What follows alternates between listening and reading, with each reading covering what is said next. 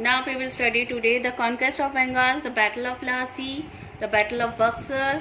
Then we will study about the Marathas, the conquest of Mysore, and subsidiary alliances, annexation, and how there is the end. How did the Britishers totally control over India? तो सबसे पहले हमने कल जब पढ़ा था तो क्या पढ़ा था? That was the Carnatic Wars. Carnatic Wars 3 Wars होते. 3 वॉर्स में 2 वॉर्स में कौन जीते थे? फ्रेंच जीते थे, क्योंकि उनके वो बहुत ज़्यादा पावरफुल थे. लेकिन थर्ड में जब ये ब्रिटिशर्स ने क्या किया, अपने और आर्मीज को वहाँ की जो गवर्नमेंट से परमिशन लेके वहाँ से काफ़ी लोगों को बुलाया, और थर्ड वॉर जब किया तो कौन जीते? That were the Britishers. और कौन हार गए? दी फ्रेंच. और जो फ्रांस के जो लोग थे वो हार गए थे मिलिट्री, और उनको इतनी बुरी तरह से हराया कि वो वापस इंडिया में देखा ही नहीं, और वहाँ से वो छोड़कर चले गए. तो धीरे धीरे अब किसका कंट्रोल हमारे इंडिया पे हो रहा था? That was the Britishers. और उस टाइम कौन थे? British east India company, right. अब उन्होंने जैसे से इंडिया में क्योंकि इनका एंट्रेंस कहाँ से था? साउथ से था. अब वो सोचे कि हम थोड़ा और ऊपर जाएं. So they wanted to conquer now Bengal. अब वो बंगाल की तरफ आएंगे. अब हमने साउथ की तरफ तो कंट्रोल करना, जैसे मद्रास, कोचीन, इधर. तो अब वो किस साइड आना चाहते थे? बंगाल की तरफ. तो बंगाल में वो चाहते थे कि हमारा वहाँ पर क्या हो? खुद का राज्य हो, या हम वहाँ पे कंट्रोल करें. वहाँ के जितने भी राजा हैं उन पे हम क्या करें? कंट्रोल करें. तो वहाँ पर वो चाहते थे fortifying their factory at fort वेला. फोर्टिफाइंग का मीन्स होता है कि वो अपना एक फोर्ट बनाना, जहाँ पे बड़े बड़े वॉल्स हों, या वो उनका एक सेफ्टी फोर्ट बनाना चाहते थे, जिससे कि अगर कोई राजा उन पर अटैक भी करे तो वो एक सेफ्टी फोर्ट में जाके रहें, तो वहाँ पर उनको डर नहीं रहे. तो उन्होंने सबसे पहले उन एरियाज को कब्जा किया जहाँ पर वो उस एरिया को कब्जा करके वो फोर्ट अपने अंडर में ले लिया, और वहाँ से फिर वो लोगों को लड़ाने में या उनको कंट्रोल करने की पूरी करते थे. तो सबसे पहला था बैटल ऑफ प्लासी. उससे पहले हम ये थोड़ा सा इसका पढ़ लेते हैं. The provision of Bengal included present day Bihar, Jharkhand and Orissa. जो प्रोविजन यानी कि जो पार्ट्स थे पहले बिहार के, जो कि बंगाल के, सॉरी, तो वो आज के ज़माने में, आज जो हम बोलते हैं बिहार, झारखंड एंड उड़ीसा, ठीक है. और वहाँ पे उस टाइम पे बंगाल में कौन जो रूल कर रहा था? That was the Siraj ud-Daula.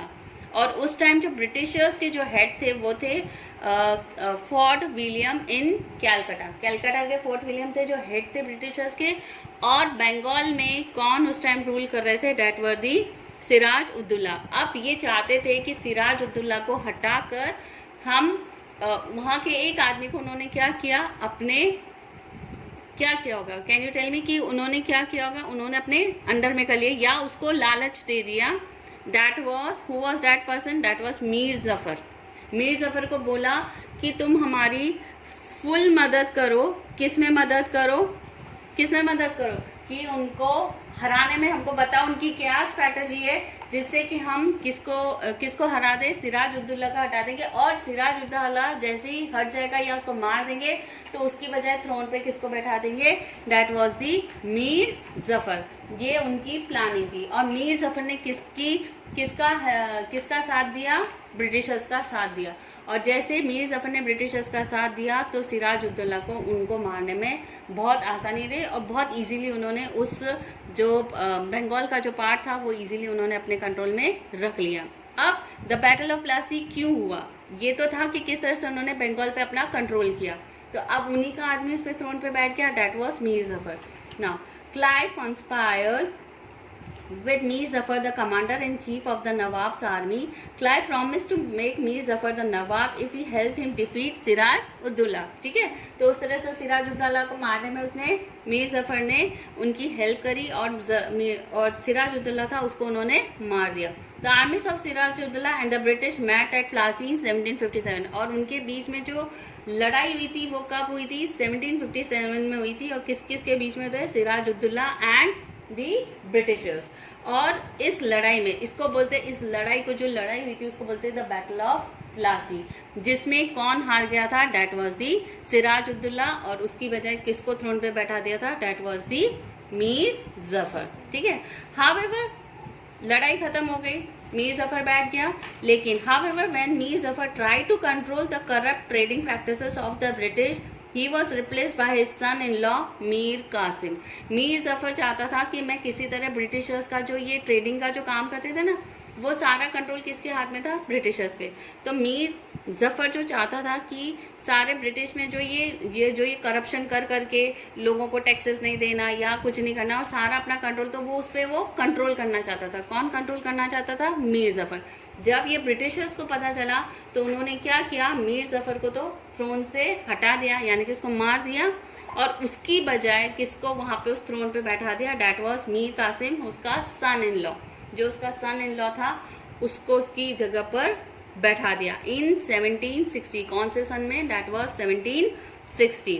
अब मीर कासिम जो था granted the British the right to collect revenue from Burdwan, Midnapore, Chittor districts of Bengal. ये जितने भी एरिया से, वहां से सारा रेवेन्यू कौन कलेक्ट करता था? मीर कासिम. वो उसका ड्यूटी थी. ये चीज किसने दे दी थी? ब्रिटिशर्स ने उसको बोल दिया था मीर कासिम को कि तुम, क्योंकि मेन मकसद ब्रिटिशर्स का इंडिया आने का मेन मकसद था मनी कमाना. उनका ट्रेडिंग करने का या उनका काम था सिर्फ पैसा कमाना. और पैसा कैसे कर सकते थे? कि जितने राज्य वो अपने कंट्रोल में कर सकते थे उनको करके, और उनसे सिर्फ एक फायदा चाहिए था, दैट वाज दी फाइनेंस. जितना रेवेन्यू वो कलेक्ट कर सकते वो कलेक्ट करने की पूरी कोशिश करते थे. तो बैटल ऑफ प्लासी में इस तरह से हुआ. Now what has happened in the battle of Buxar. ये था पूरा battle of Plassey. Now we will see the battle of Buxar. Now the British were not just traders any more. अब ब्रिटिशर्स सिर्फ ट्रेडर्स नहीं रहे थे, वो इंडिया में धीरे धीरे क्या करना स्टार्ट कर दिया था? रूल करना स्टार्ट कर दिया था. The battle of Plassey paved the way for British rule in India. और बैटल ऑफ प्लासी ने ये उनको एक रास्ता दे दिया था. पेव्ड मतलब रास्ता देना. उनको एक रास्ता खोल दिया था कि वो इजीली इंडिया को कंट्रोल कर सकते, क्योंकि कई सारे ऐसे राजा है या उनके जो मुलाजिम होते, पटवारी और ये जितने भी लोग होते थे, वो जानते थे कि इनको अगर हम पैसा देंगे तो ये हमारे अंडर में आ जाएंगे और हमारी तरफ से ये लड़ाई करेंगे. ये चीज़ ब्रिटिशर्स को बहुत अच्छे से समझ में आ गई थी. तो इनके लिए एक रास्ता खुल गया था. The Clive was rewarded with the post of governor of Bengal. Slowly Calcutta became the capital of British India. पहले उन्होंने सूरत को अपना मिड पॉइंट बना रखा था, अब धीरे धीरे वो अपना यहाँ पे कैपिटल बनाने लगे.